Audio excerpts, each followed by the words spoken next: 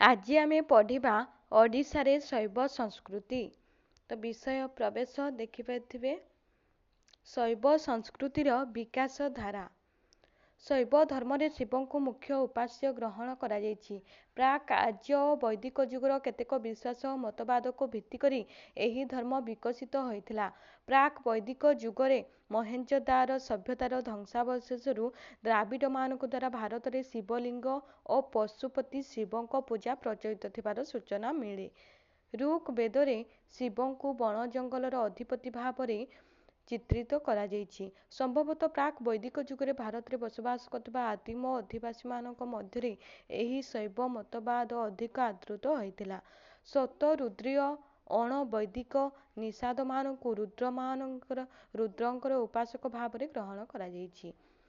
ଶତପଥ ବ୍ରାହ୍ମଣରେ ରୁଦ୍ରଙ୍କୁ ସର୍ବ ରୂପେ ଓ ଅଥର୍ବ ବେଦରେ ତାଙ୍କୁ ଭବ ରୂପେ ପୂର୍ବ ଭାରତରେ ଆରାଧନା କରାଯାଇଥିବା ଦୃଷ୍ଟିଗୋଚର ହୁଏ। ମଧ୍ୟଯୁଗୀୟ ଓଡ଼ିଶାର ଅଭିଲେଖଗୁଡ଼ିକରୁ ଜଣାଯାଏ ଯେ ମହେନ୍ଦ୍ରଗିରି ଓ ଅନ୍ୟାନ୍ୟ ପାର୍ବତ୍ୟାଞ୍ଚଳରେ ପୋଳିନ୍ଦ, କିରାତ, ଶବର ପ୍ରଭୃତି ଆଦିମ ଅଧିବାସୀମାନେ ଶିବଙ୍କୁ ଲିଙ୍ଗ ରୂପରେ ପୂଜା କରୁଥିଲେ। ସେ ସମୟରେ ପ୍ରଚଳିତ ଥିବା ଏହି ଲିଙ୍ଗ ଉପାସନା ପ୍ରାଚୀନ ଭାରତରେ ସର୍ପ ବା ନାଗ ପୂଜା ପରି ବୃକ୍ଷ ପୂଜାରୁ ସୃଷ୍ଟି ହୋଇଥାଇପାରେ। ସେଥି ନିମନ୍ତେ ଅଭିଲେଖମାନଙ୍କରେ ଶିବଙ୍କୁ ସ୍ଥାଣୁ ମୂର୍ତ୍ତି ରୂପେ ଚିତ୍ରିତ କରାଯାଇଛି। ସ୍କନ୍ଧ ପୁରାଣ ଅନ୍ତର୍ଗତ ମୁଖଲିଙ୍ଗମ୍ କ୍ଷେତ୍ର ମାହାତ୍ମ୍ୟରୁ ଏହାର ସୂଚନା ମିଳେ। ଏକଦା ପ୍ରାଚୀନ କଳିଙ୍ଗ ନଗରୀରେ ବାସ କରୁଥିବା କୌଣସି ଏକ ଶବରର ଦୁଇ ପତ୍ନୀ ଏକ ମହୁଲ ବୃକ୍ଷରୁ ପୁଷ୍ପ ଚୟନ କରିବାକୁ ଯାଇଥିଲେ। ଉଭୟଙ୍କ ମଧ୍ୟରୁ ଶିବଙ୍କ ଉପାସନାରେ ନିଜକୁ ଉତ୍ସର୍ଗ କରିଥିବା ଜନୈକା ଶବର ପତ୍ନୀ ମହୁଲ ଫୁଲ ଧରିବା ମାତ୍ରେ ତାହା ସ୍ୱର୍ଣ୍ଣ ପୁଷ୍ପରେ ପରିଣତ ହୋଇଯାଉଥିଲା। କିନ୍ତୁ ଶିବଙ୍କଠାରେ ଭକ୍ତି ନ ଥିବା ଅନ୍ୟ ଶବର ପତ୍ନୀଟିଏ ସେ ସୁଯୋଗରୁ ବଞ୍ଚିତା ହୋଇଥିଲା। ଏହି କାରଣରୁ ସେମାନଙ୍କ ମଧ୍ୟରେ ବିବାଦ ହେଲା। ଶବର ବିରକ୍ତ ହୋଇ ଉକ୍ତ ମହୁଲ ବୃକ୍ଷକୁ କାଟିବା ସମୟରେ ତାହାର ଗଣ୍ଡି ମଧ୍ୟରୁ ଶିବଲିଙ୍ଗ ଆବିର୍ଭୂତ ହୋଇଥିଲେ। ସେହି ଲିଙ୍ଗ କାଳକ୍ରମେ ସ୍ଥାନୀୟ ଲୋକମାନଙ୍କ ଦ୍ୱାରା ମଧୁକେଶ୍ୱର ଶିବଲିଙ୍ଗ ରୂପେ ପୂଜିତ ହୋଇଥିଲା। ଏପରି ଭାବରେ ଅତୀତ ଓଡ଼ିଶାର ଶୈବଧର୍ମରେ ପ୍ରାଚୀନ ଯୁଗର ବୃକ୍ଷ ପୂଜା, ଇତିହାସ ଯୁଗର ଲିଙ୍ଗ ପୂଜା ଓ ବୈଦିକ ଯୁଗର ଅପୂର୍ବ ସମନ୍ୱୟ ପ୍ରତିଫଳିତ ହୋଇଥିବାର ଜଣାଯାଏ। ଖ୍ରୀଷ୍ଟାବ୍ଦ ପ୍ରଥମ ଶତାବ୍ଦୀ ବେଳକୁ ଶିବଙ୍କୁ ପ୍ରଧାନ ଲିଙ୍ଗ ଆକାରରେ ପୂଜା କରାଯାଉଥିଲା। ତ ଦେଖିଦେବେ ଆଉ ଟିକେ ଭଲ କି।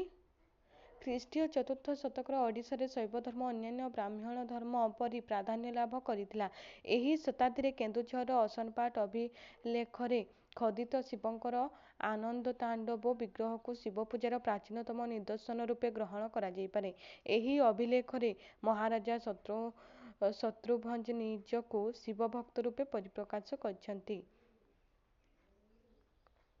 ପ୍ରାଚୀନ ଗଙ୍ଗମାନଙ୍କ ରାଜତ୍ୱ କାଳରେ କଳିଙ୍ଗରେ ଶୈବଧର୍ମର ବିଶେଷ ଅଗ୍ରଗତି ହୋଇଥିଲା।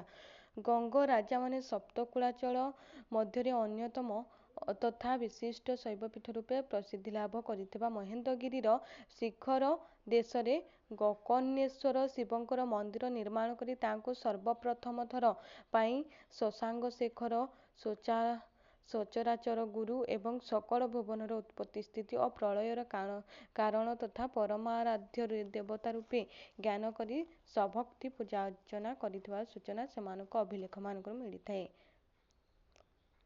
ଶୈଳୋଦ୍ଭବ ବଂଶୀ ରାଜାମାନଙ୍କ ସମୟରେ ଓଡ଼ିଶାରେ ତାନ୍ତ୍ରିକ ଶୈବ ମତବାଦର ପରିପ୍ରସାର ହୋଇଥିବା ଶୈଳୋଦ୍ଭବ ଅଭିଲେଖଗୁଡ଼ିକ ସୂଚିତ ହୋଇଥାଏ।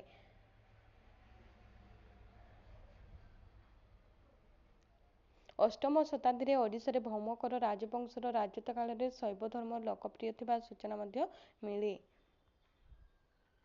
ଓଡ଼ିଶାରେ ଭଞ୍ଜବଂଶୀୟ ରାଜାମାନେ ତାନ୍ତ୍ରିକ ଶୈବ ମତବାଦର ପରିପୋଷକ ଥିଲେ। ସେମାନେ ମତୋମୟୂର ସମ୍ପ୍ରଦାୟ ସହିତ ସମ୍ପୃକ୍ତ ତାନ୍ତ୍ରିକ ଶୈବ ମତବାଦର ପ୍ରଭାବରେ ଏକାଦଶ ରୁଦ୍ରଙ୍କ ମଧ୍ୟରେ ଅନ୍ୟତମ ଭୈରବଙ୍କୁ ଉପାସନା କରି ଶୈବ ଧର୍ମକୁ ଓଡ଼ିଶାରେ ଅଧିକ ଲୋକପ୍ରିୟ କରିବା ସଙ୍ଗେ ସଙ୍ଗେ କାଳକ୍ରମେ ଶୈବ ଓ ବୈଷ୍ଣବ ମତବାଦ ଅଭୂତପୂର୍ବ ସମନ୍ୱୟ ପ୍ରତିଷ୍ଠା ପାଇଁ ଆପ୍ରାଣ ଚେଷ୍ଟା କରିଥିଲେ। କାଳକ୍ରମେ ସମବଂଶୀ ରାଜାମାନେ ମହାନଦୀ ଅବବାହିକାରେ ସେମାନଙ୍କ ରାଜତ୍ୱ ବିସ୍ତାର କରି ଯଯାତିନଗରରେ ସେମାନଙ୍କ ରାଜଧାନୀ ସ୍ଥାପନ କରିଥିଲେ। ଏଣୁ ଯଯାତିନଗର ବା ଯାଜପୁରରେ ଅଧିକ ଶିବ ମନ୍ଦିର ଦୃଷ୍ଟିଗୋଚର ହୁଏ। ସମବଂଶୀ ନରପତିଗଣ ମହାଶିବଗୁପ୍ତ, ମହାଭବଗୁପ୍ତ ଏବଂ ପରମମାହେଶ୍ୱର ଇତ୍ୟାଦି ବହୁବିଧ ଉପାଧିରେ ଭୂଷିତ ହୋଇଥିଲେ।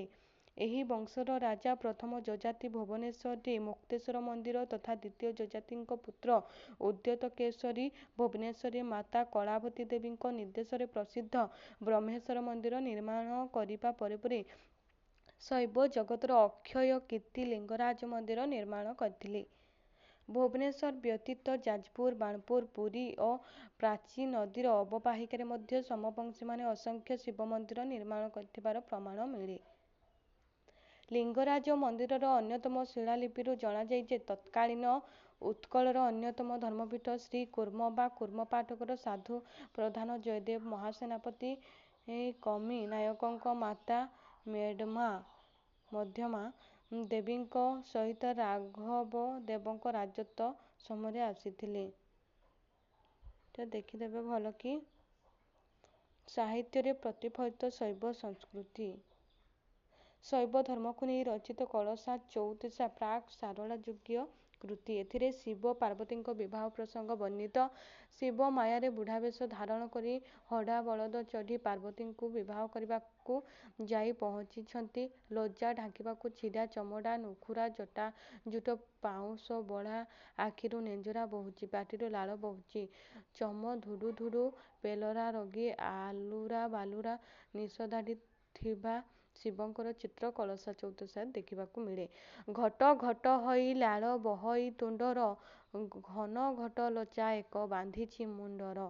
ନଚିହ୍ନଇ ମନୁଷ୍ୟ ସେ ନ ଦେଖେ ନୟନ, ନିକଟେ ନ ଦେଖିଲେ ନ ଶୁଣେ ତା ବେନି କର୍ଣ୍ଣ। ନାରୀ ନିଜ ଜୀବନର ସୁନ୍ଦର ରୂପବାନ ସ୍ୱାମୀ ଚାହିଁଥାଏ। ଶିବଙ୍କର ବୁଦ୍ଧ ରୂପ ଦେଖିଲା ପରେ ପାର୍ବତୀ ମାଆଙ୍କୁ କହୁଛନ୍ତି, ଯଦି ଏ ବୁଢ଼ା ସହିତ ମୋର ବିବାହ କର ତେବେ ମୋ ମଲା ମୁହଁ ଦେଖିବ। ଦରିଦ୍ର ହୀନ ବୁଢ଼ାକୁ ଯେବେ ମୋତେ ଦେବୁ, ଦୁଇ ନୟନରେ ମୋର ମରଣ ଦେଖିବୁ। ନାରାୟଣ ନନ୍ଦ ଅବଧୂତ ସ୍ୱାମୀ ରୁଦ୍ର ସିଦ୍ଧାନିଧି ଗ୍ରନ୍ଥ ଶୈବଧର୍ମ ସମ୍ବନ୍ଧୀୟ ଏକ ଉପାଦେୟ ଗ୍ରନ୍ଥ। 1965 ମସିହାରେ ଏହା କରୁଣାକରଙ୍କ ସମ୍ପାଦନାରେ ଓଡ଼ିଶା ସାହିତ୍ୟ ଏକାଡେମୀ ପକ୍ଷରୁ ପ୍ରକାଶ ପାଇଥିଲା। ଏକଦା ଶିବ ପାର୍ବତୀଙ୍କ ସହିତ କୈଳାସରେ ବସି ରୁଦ୍ରଗଣଙ୍କୁ ପରୀକ୍ଷା କରିବାକୁ ଇଚ୍ଛା କଲେ। ଏଥିନିମନ୍ତେ ପାର୍ବତୀଙ୍କୁ ଏକ ମୋହିନୀ କନ୍ୟା ସୃଷ୍ଟି କରିବାକୁ କହିଲେ। ଶିବଙ୍କ ଅନୁରୋଧରେ ପାର୍ବତୀ ଏକ ଅପୂର୍ବ ସୁନ୍ଦରୀ କନ୍ୟା ସୃଷ୍ଟି କଲେ। ରୁଦ୍ରଗଣଙ୍କ ମଧ୍ୟରେ ଥିବା ଅଭିନବ ଚୈତନ୍ୟ ନାମକ ସିଦ୍ଧରୁଦ୍ରଙ୍କ ମାନସିକ ବିକାର ଲକ୍ଷ୍ୟ କରି ମହାଦେବ ତାଙ୍କୁ ଅଭିଶାପ ଦେଲେ। ଅଭିଶାପଗ୍ରସ୍ତ ଅଭିନବ ଚୈତନ୍ୟ ଶିବ ଭକ୍ତ ରାଜା ଅନଙ୍ଗ ପଦ୍ମାକର ଓ ରାଣୀ ଶଶିପ୍ରଭାଙ୍କ ପୁତ୍ର ଭାବେ ଜନ୍ମ ହୋଇ ରୁଦ୍ର ସୁଧାନିଧି ନାମରେ ପରିଚିତ ହେଲେ। ମୋହିନୀ କନ୍ୟା ବିଷ୍ଣୁଭକ୍ତ ରାଜ ଧର୍ମଧ୍ୱଜ ଓ ରାଣୀ କୋକିଳାବତୀଙ୍କ କନ୍ୟା ଭାବେ ଜନ୍ମଗ୍ରହଣ କରି ଅବିଦ୍ୟା ମୃତ୍ୟୁ ସଞ୍ଜୀବନୀ କରଣୀ ନାମରେ ପରିଚିତ ହେଲେ। ରୁଦ୍ର ସୁଧାନିଧି ଓ ଅବିଦ୍ୟା ମୃତ୍ୟୁ ସଞ୍ଜୀବନୀ କରଣୀର ବିବାହରେ ଗ୍ରନ୍ଥଟିର ପରିସମାପ୍ତ ହୋଇଥାଇପାରେ। ଏଥିରେ କ ଠାରୁ କ୍ଷୀୟ ଚଉତିଶା ରୀତିରେ ଅଭିନବ ଚୈତନ୍ୟ 50 ବର୍ଣ୍ଣ ସ୍ତୁତିରେ ମହାଦେବଙ୍କର ବର୍ଣ୍ଣନା କରିଛି ଯଥା ଦିଆହେଇଛି ଦେଖିପାରିଥିବେ।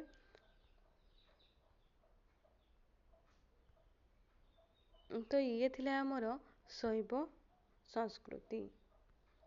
ଓଡ଼ିଶାରେ ଶୈବ ସଂସ୍କୃତି ବହୁତ ସୁନ୍ଦର ଭାବରେ ବର୍ଣ୍ଣନା କରାଯାଇଛି। ଚାହିଁଲେ ଆପଣ ଏଥିରୁ ଲଙ୍ଗ କ୍ୱେଶ୍ଚନ୍ ଲେଖିପାରିବେ। ତ ଇଏ ଥିଲା ଆମର ଓଡ଼ିଶାରେ ଶୈବ ସଂସ୍କୃତି।